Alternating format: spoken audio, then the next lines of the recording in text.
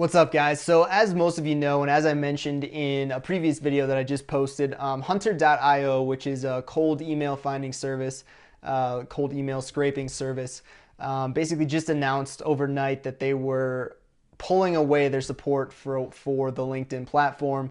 And for those of you not in the lead gen space, the LinkedIn platform is considered like a very targeted and valuable source of leads from which to scrape emails. And so basically Hunter.io saying they're no longer supporting LinkedIn in a very real way is like just saying we're stopping 65-85% of our value prop, which basically leads me to believe either LinkedIn paid them a lot of money or threatened to sue them into oblivion unless they stopped their scraping services via LinkedIn. All that is to say, though, Hunter.io made that decision. That's fine. They're kind of the heavyweight in the email lead gen space. Like they're not going anywhere. They're a great company. I've used their product. It's great. But all that is to say, there is now a very massive white space in kind of the lead gen software industry. Findthatlead is another great product. Was just on AppSumo, had a lifetime deal for like $39, but is definitely like the underdog in that lead gen SaaS market. And so basically I see a massive potential for growth for Findthatlead or any other lead gen SaaS product, lead gen service to step in and take a lot of this market share that Hunter.io is basically just giving away. And so I just want to walk you guys through what I would do if I was managing Findthatlead's growth, because there's a ton of opportunity there. And I just want to walk you guys through what I would do if I were Findthatlead, not because I hate Hunter.io. I don't. They're a great company, but I like an underdog story. And it's always just a little bit more fun to talk about marketing when you're the underdog. So as Findthatlead, the very first thing that I would do, like just searching Findthatlead on Google, and let me show you. But like as Findthatlead, if I search for Findthatlead, you can see that Findthatlead's competitors are running ads for Findthatlead, but Findthatlead isn't. Findthatlead's organically number one, obviously. They have the Chrome extension here. But you can see that Zoho and Sales Genie are running ads for people who search for Findthatlead, but Findthatlead is not even running ads for themselves, which means that they're giving up the first 2 to 4, depending on who's searching, the first 2 to 4 spots to their competition's ads. Now, the very first thing that I would do if I was Findthatlead is just get AdWords up and start bidding on ads for your own brand name. Like there's been multiple studies done both by Google and by third parties that prove that for whatever reason, if you bid on AdWords and you show an ad for your own brand name, you will get more incremental clicks as a result. Like there's a lot of pushback from people thinking about like search engine marketing and Google AdWords. They think, well, I have the number one search result for my brand name. Obviously, I have the number one organic search result. I don't need to also bid and pay money for people to click on an ad because I'm right there, number one, just a few spots down. People would have clicked on that anyways. And actually, the studies have shown that that's not the case. And while I worked at a much larger e-commerce agency, we ran an internal study that showed, it was for a massive shoe brand.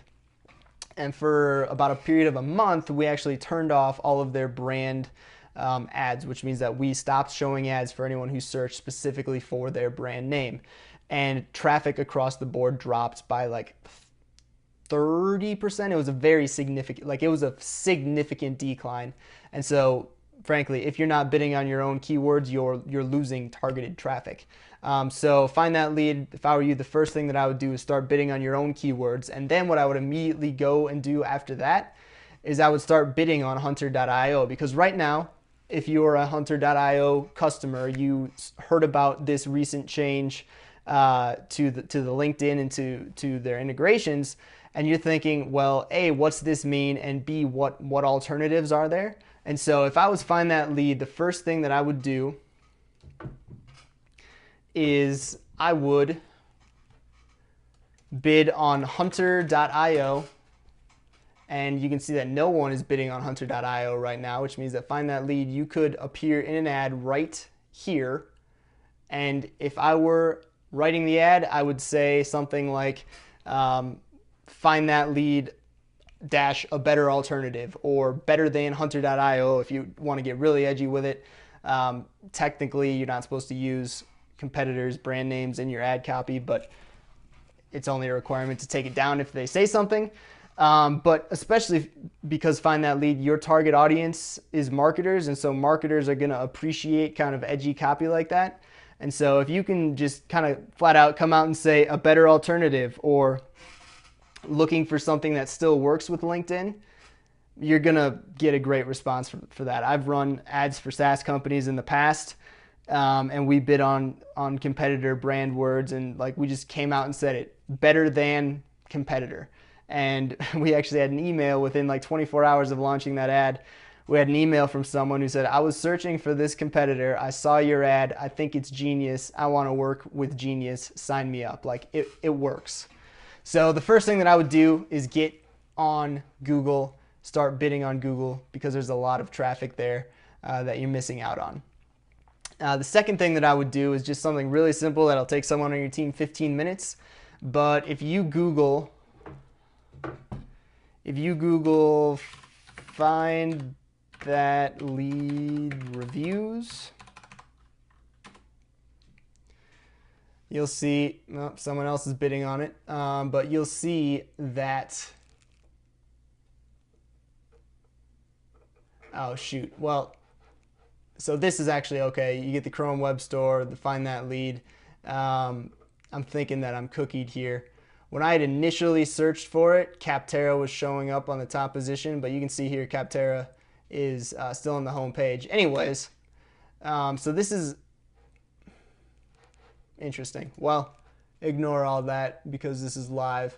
It's not doing what it was doing for me earlier when I was doing some research. But basically, what was going on is Capterra is like basically it's a service that hosts reviews for SaaS products, and then it has very high organic rankings, and so it just arbitrages its organic position to sell PPC advertising to SaaS companies.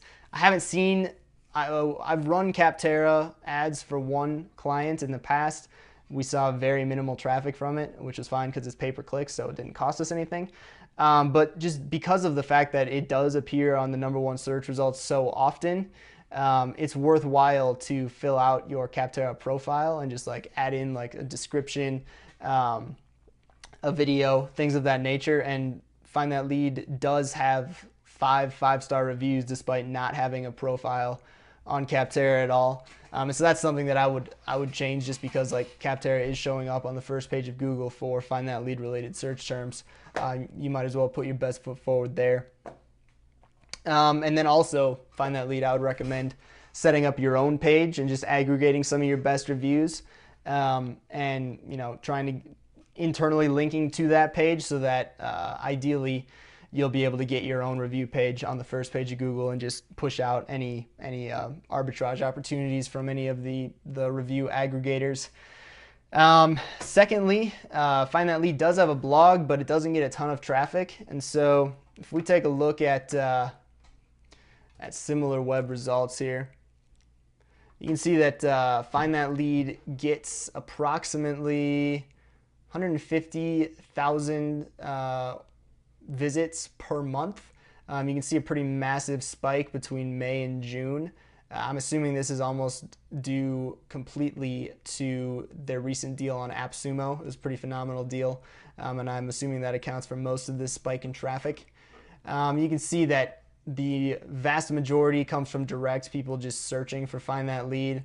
Also referrals, which you can see AppSumo, and then only 10%, so it comes from organic search results, which is like 14,000 visits a month, which isn't a lot, frankly. And I would imagine that the majority of their search, is still brand name searches. So they don't really have like an organic strategy. Whereas if you look at hunter.io, the heavyweight, I mean, they get 2.1 million views a month. It's split, 50% direct, 13% referrals, and about 20% search. And their searches are actually for some of the tools that they've built. And so this is a much more like truly organic, incremental search strategy. If we click over to Ahrefs and take a look at some of the keywords that they're actually ranking for, we'll see like email hunter, that's their old name. Hunter, obviously. Email address, that's a great one to rank for. CenturyLink.com. You'll start to see suntrust.com. You'll start to see many of these domains that they're ranking for. And you'll see that the keyword difficulty for these domains, which basically means the difficulty of ranking for this search term, the keyword difficulty is very low, like Aflac.com, it's a 9. That basically means anyone who really put any effort into it could rank on page 1 of Google for Aflac.com in a couple months. And you'll see like Miser.com, Amtrak.com, JPay Login, I guess I'm not sure what that is, LetGo.com, all these random domains that they're ranking for, GVSU email. And what you'll see actually is that Hunter.io did something really, really ingenious, is basically on their website, they have a list of common large domain addresses that people commonly search for emails on, and then they list out all of the email addresses that, well, not all of them, they show that they have 3,900 email addresses for Grand Valley State University, for example, and then they list out like the first, 10 or 15, and they just blur it out, and then if you create a free account, you can uncover some of these. And so they do this for just a massive number of companies, which I'm not sure where the companies directory down here. And you can see they just have A to Z, all the different companies. Like we'll click on M, and these are all the companies that start with M that they have. It's pretty incredible. And then basically what happens is anytime someone searches for, let's say, for example, Macy's Inc. emails, Hunter's going to pop up on page 1 of Google.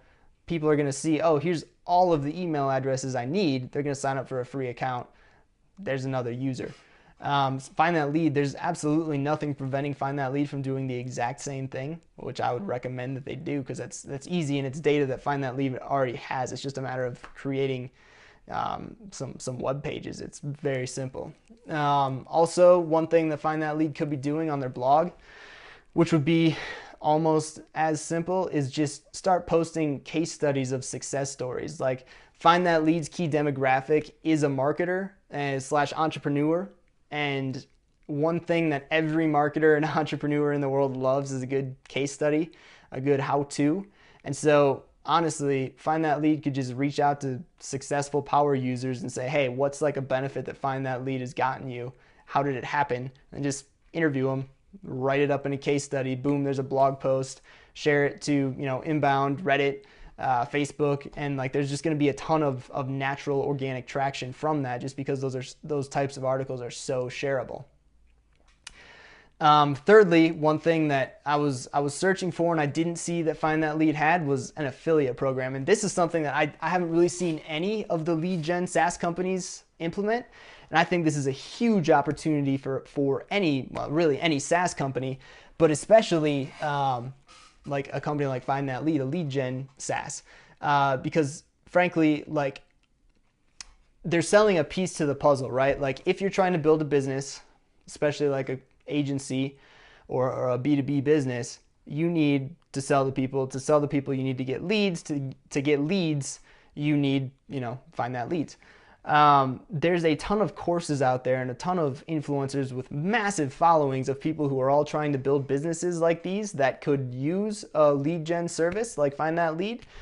And all these courses and influencers tell them, what to do when they've found the leads and when they've gotten in front of someone, but they never actually go into the nuts and bolts of how to find a lead. And so what I would do if I was Findthatlead is I would start just making affiliate relationships with all of these influencers, all of these courses, especially all these social media marketing courses out there, and just be like, hey, let's co-host a webinar together.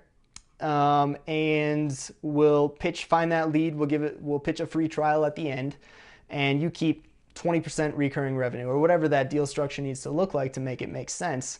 You can also pitch these courses and say, hey, like on the back end of your course, just, here's a link to sign up for Find That Lead to make your students' lives easier, and you can keep 20% recurring. There's tons of things that you can do on the affiliate side, and there's tons of opportunities there. And frankly, like if you want to take it another step, this is something that I saw Funnel Dash. It's a Facebook advertising ROI dashboard SaaS company. I think that they're doing a very good job of this. Is basically they created their own like marketing agency course. They created their own course, which essentially acts as a lead magnet into the Funnel Dash platform. So they're running webinars to cold traffic on Facebook. I've seen them pop up several times. And so Find That Lead could do something like this. It's like, hey, here's how to use lead gen to grow your agency, or to grow your freelancing business, or to grow your software business or your accounting business, like whatever that is. Here's how to grow it using lead generation. And oh, by the way, you can do this manually and it'll take you hours, or you can use Find That Lead and it'll take you 15 minutes. I think that there's a massive opportunity there. That would require a little bit more of an investment of time, but I think it would be worth it. And really lastly, and this is kind of like the big mic drop, I think that running ads to cold traffic on Facebook would just be massively successful for Find That Lead. And this is something that I also don't see any of the other SaaS companies really doing. Like, I am Find That Lead's core demographic of customer, and I haven't seen them show up anywhere, and like I'm on their site all the time. And really all Find That Lead would need to do is like, could even just promote posts that are case studies of people who've had success with Find That Lead, and then just like a link to their home page, and that would probably be a profitable ROI. You could take it a step further and run webinars, where the webinars like, here's how to grow your business with cold email, and then at the end of the webinar you pitch a discounted offer for Find That Lead, or you pitch a free trial, or whatever the case may be. I think that would be incredibly successful. I don't think enough SaaS companies do webinar acquisition, and it can be incredibly profitable, assuming you have someone set up the webinar in that funnel who knows what they're doing. And I mean, you could even do a simple like PDF lead magnet opt-in to automated email funnel to pitch Find That Lead free trial, or whatever that looks like. Your PDF opt-in could be cold email scripts that convert, like 10 cold email scripts guaranteed to convert. Like, there's just so many things that you could be doing with content, especially because on the Find That Lead blog, the founder of Find That Lead just mentioned that here it is. Just mentioned that they actually set up a blog, and they weren't, or not a blog, a webinar, and that they weren't super familiar with it.